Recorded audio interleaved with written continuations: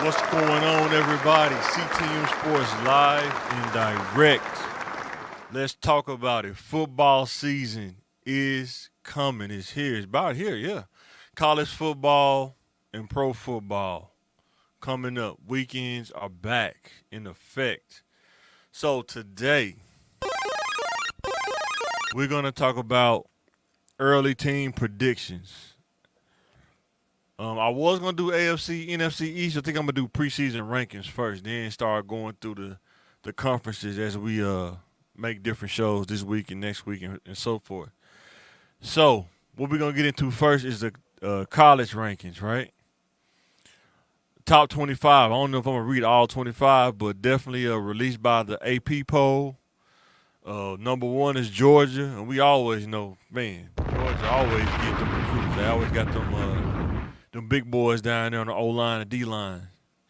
They actually have they may be the new Alabama. Let me know who you think. Georgia may be the new Alabama. Let me know what you think in the comments. Yeah, because what's his name left? St. Nick, he left Alabama, left them up for grabs. And Georgia now getting a lot of the recruits in the SEC. Yes. And Ohio State's number two. They got a nice little squad too. We're probably gonna go through some of the college squads too. That'd be pretty cool.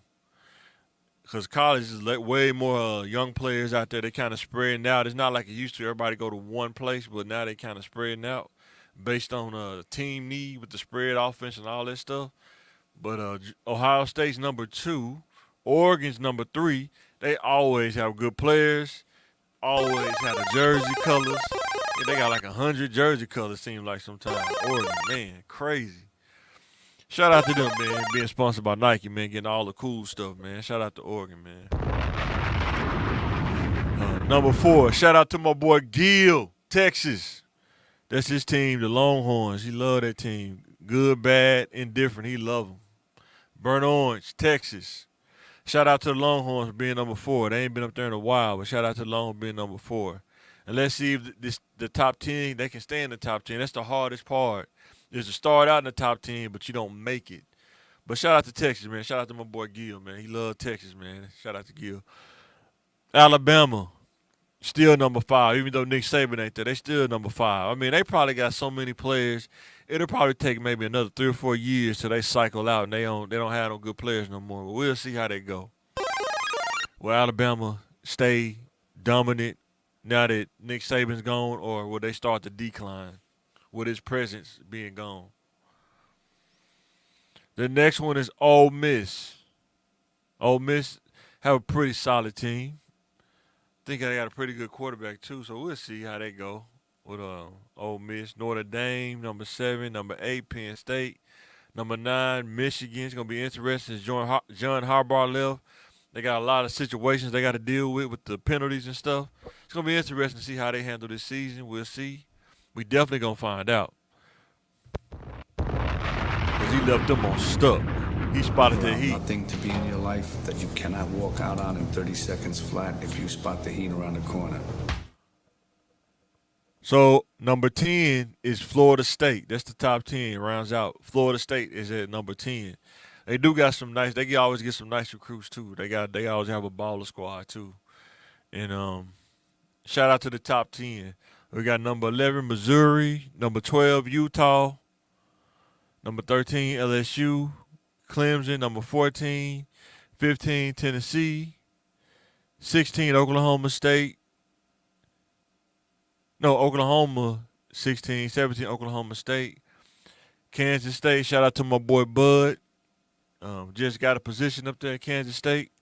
I know he's gonna be up there watching the game, man. Shout out to him and Thomas Bunton. Shout out to them, man. They gonna be up there in Kansas State, man, rocking out there purple and silver, man. Miami, I didn't know that's my team, man. I love Miami, man. Miami, Florida, the U, baby. Shout out to the U. Number 19, I think they're going to move up, man. Texas A&M, Arizona, Kansas, USC, Southern Cal, North Carolina State, and Iowa. It rounds out the top 25. But this is just preseason. Injuries could change this. Upsets could change this, and we're gonna talk about this all through the season. So, and you know, I got to get the sound effect, but I got to roll with my guy Prime. I know they don't got him on here. He only got like one vote, but I think they're gonna shock a lot of people this year. This is my opinion. I'm rolling with Coach Prime. Win, lose, or draw. I hope he shocked the world. I hope he show them that they gonna be capable of winning. I think they will. I think he got some really good players this time. I think he learned from last year. So shout out to the Buffaloes, Colorado, man. They should be on here, but you know the hate sometimes, man. Said it'll set you up. So NFL Power Rankings. Let me know who you got. So far, this is the preseason according to sports.yahoo.com. How's your team looking this year? They got KC at number one. Of course, they won a Super Bowl last year. The Lions at number two. Wow, they came up. The Lions, good night. Shout out to the Lions, man. For real.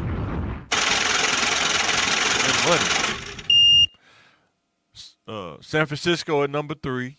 And they dealing with their receiver right now. See how they deal with that. We're going to talk about that later. Baltimore Ravens at number four.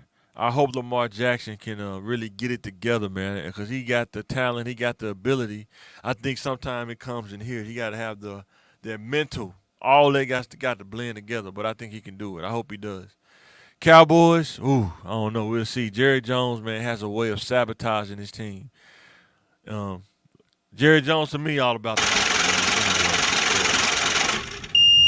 Hopefully they can re-sign CeeDee Lamb, give Dak that number one target. I hope they can settle that Michael Parsons situation. He's been a great help to them on defense. I wish they would just pass rush him more. Just do it like they did to Marcus Ware. Put him on the end, run that 3-4, put him on the defensive end, have him rush the quarterback. That's what he's good at doing. He don't need to be out there covering. He just needs to be rushing the quarterback, causing havoc. But that's just my take. Buffalo Bills at number 6. We'll see because they traded the receiver. And Jared, he seemed like he kind of declined. He had a hot run, but I don't know if he's that guy. I think he just had to happen to be at the right place at the right time. We'll see. The Browns at number 7. We'll see if Deshaun Watson can bounce back mentally. Hope he can because he's too good. But we'll see. $250 million guaranteed, fully guaranteed. Would change the game, but he hasn't proved it yet. So we'll see how that goes. Number 8, Houston, Texas. I like C.J. Stroud. Had a good preseason showing. I like his pocket presence. He actually can throw the ball. You know what I'm saying, consistently. I think they're gonna have a good season this year. Green Bay. They're going to have a good season. I hope they can shore up their defense, though. They can't go in those back-and-forth games. You don't want to do those games too much with a young quarterback. You can kind of mess with his confidence. So, the Jets, I don't know, man. The Jets, Aaron Rodgers, is he going to play or is he going to put himself in position or is he going to get hurt again? You know, he's older now. Hopefully they shored up that offensive line to where he can really operate. If they shored up the offensive line, they'll be a playoff team for sure. 100%. But we'll see. The Eagles at number 11. I don't know if they got a little bit of turmoil between the offensive coordinator and Jalen Hurts. I hope they get that worked out. But we'll see. I think their defense is pretty good. I think they may be a little higher than that when the season goes along because they got Saquon Barkley too. So imagine trying to cover the option with him and Saquon Barkley behind him. If you hit him, he passes to Saquon Barkley, he probably going to the house. So shout out to the Eagles, man, for getting Saquon Barkley, man. Powering up. The Dolphins at number 12. Tua. Can Tua successfully put the ball in the playmaker's hands? Waddle, Tyreek Hill, forgot the running back name, he pretty good too. Can he put the ball in the playmaker's hands? Excuse me. He don't have to be perfect. They're not asking him to be Dan Marino. They're just asking him to put the ball in the playmaker's hands. That's all he have to do. Can he do that? Can he do it? we will see this season. The Bengals, will they shore up the offensive line and protect Joe Burrow, or are they going to shorten his career? This is probably one of the best quarterbacks they've had since Boomer Esiason, probably, something like that.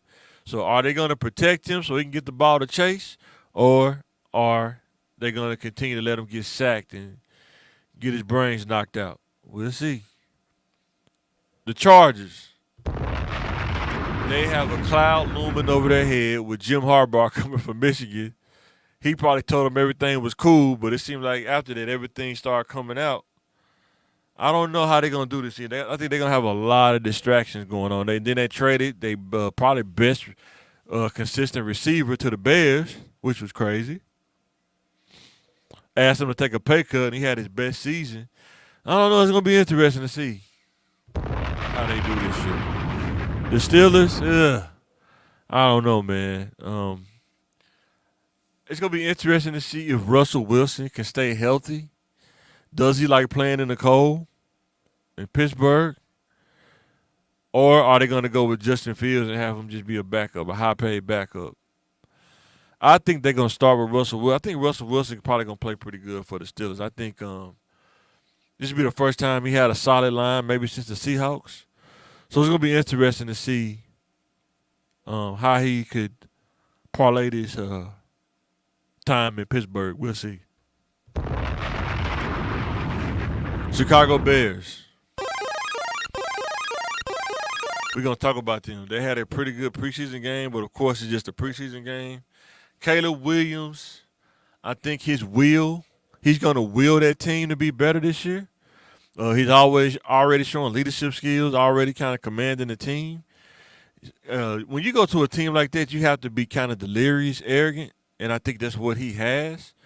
And I think that's what the Bears need. I think Justin Fields was kind of too mentally, he just wasn't strong enough, but I think Caleb Williams is strong enough. And I think the Bears are probably going to be like a 10-7 team or 9-8, something like that. They're going to have a pretty good season this year. With the receiver they got from the Chargers and the one they got from the Panthers, DJ, I think, but they're going to be pretty good this year. So shout out to the Bears, man.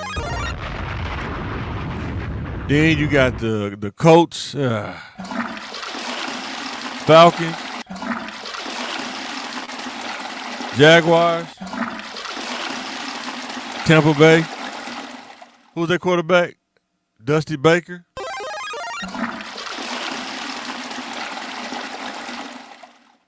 Seahawks. Vikings. Nope. It's going to be interesting to see, man. The Saints, I don't think they're going to do that good. I'm just going to go with the top 10, man. Those teams are just kind of whack the bottom half of their 12, man. They're not going to be that good. Like Washington Commanders, Panthers, Patriots. And I like him at Mayo as the coach. This is his first year coaching, so we'll see how they go. So, getting into the topic, is Caleb Williams what the Bears needed? He won his first preseason game. He looked good in the pocket. He didn't throw any picks. When he got out the pocket, he made sure he slid when he saw trouble. Allow nothing to be in your life that you cannot walk out on in 30 seconds flat if you spot the heat around the corner. You want answers! I want the truth! You can't handle the truth! So, would Caleb Williams be the Rookie of the Year this year? Let me know in the comments what you think. Will Caleb Williams be the Rookie of the Year? I think he will be the Rookie of the Year. Like I said, I think he's going to lead them probably to like a 9 to 10 win season, somewhere in there. I think he got it in him. No more than about 7. I think the low end 7, the high end probably like 9 or 10. I can see that because, like I said, he has the pocket presence. I think he's going to pick up playing in the NFL once he take a couple sacks. And it's going to be interesting to see when it get cold how he plays because it get cold in Chicago. Boy, it get real cold. But I think he's going to be way better than Justin Fields was in Chicago. Some players fit, some don't. I just don't think Justin Fields fit Chicago. But I think he'll fit in in Pittsburgh, I really wouldn't mind to see Justin Fields if he played for the New Orleans Saints or something like that. Or he could scramble around. They run in a kind of spread kind of deal, 3 wide, 4 wide in New Orleans, but the Steelers got him. So, but who you think about Caleb? Do you think he gonna win Rookie of the Year? Let me know in the comments what you think. Go to the next slide. Brandon Ayuk is demanding a trade. The Steelers is trying to make a trade, but the question is, are they trying to lowball to get him? I got some stuff down there, but it's too small. We really just pretty much talking about the Steelers. They want to trade for him, but they're not offering any players. I think they're trying to offer like 3rd, 4th round picks or something like that. So here's the deal. Let's look into this. You want answers. I want the truth. You can't handle the truth. So watching the league and being over, they're going to try to get him. Any team going to try to see if the 49ers are just going to release him or they're going to get tired of dealing with him. They're going to trade him for nothing. That's what teams are going to do. They're not going to give you the deal that you want. They're going to try to get him for the lowest possible price that they can get him for. And who can blame them? I mean, I think that's just a strategy. I think they should have traded him before the draft. And if you don't trade players, ain't nothing guaranteed. And I think the 49ers finding out right now. I'm not really sure if I Now they can't. They went from having value to teams like, well, if he disgruntled, he don't want to be there. We see him acting out publicly. What's he gonna do in the season? When the season starts, when he come in the meetings, he gonna come in there. He ain't gonna listen to you. He probably gonna talk crazy to the coaches. He gonna do everything he can to get up out of there. This happens even in the real world. People do that too. But what do you think is gonna happen with him with the 49ers? You think they're gonna trade him, or you think they're gonna tell him he got to play because he's under contract, or you think he gonna hold out until they trade him? What you think? It's hard, man, in the NFL, man, to get your money. You got to kind of do these things. I know they try to paint the picture like he's a distraction, he's a disruption, he's bad for the team. But if you don't do this, they will not pay you. Like if he didn't do this, he didn't say anything, they won't say anything. I mean, he was the number 1 receiver for them. He should be paid like the number 1 receiver. But they're always trying to get a bargain deal. Owners are always trying to see if they can get you for less. They'll never bring you extra money unless you demand it. And sometimes you got to go through this process to demand it. You just can't care about the PR. You have to not worry about the PR. You have to look at it. It's a business decision. It's always business. Never personal. And you got to be ready to take that PR hit for it. Blade, ready to die. So with that being said, let me know in the comments. Do you think they're going to trade him, or you think he's going to still be there 49er when the season starts? So we're at our pick one.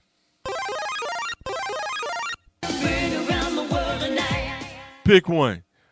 Would you rather have a speed receiver or a pocket passing quarterback? Which one would you have? You was building a team. For me, I love a speed receiver because I love throwing it downfield. But if you don't have a pocket passing quarterback, you won't be able to get it to him. Think about the Dolphins. If the Dolphins had a consistent stand up in the pocket quarterback with those weapons, what do you think the 49? I mean, they probably would have beat the Chiefs in the playoffs if they would have had a pocket passer. Think about that. Imagine if they had like a Herbert or something of a pocket passer. Like imagine if Mahomes had those weapons, Tyreek Hill and Waddle at the Chiefs, plus another 2 receivers he's throwing to. You would not be able to stop that offense. It'd be crazy. But who would you pick? Let me know in the comments. Who would you pick? Go to the next one. Pick one. A fast DN or a cover safety. Which one would you rather have? Build your defense around a fast DN or a cover safety.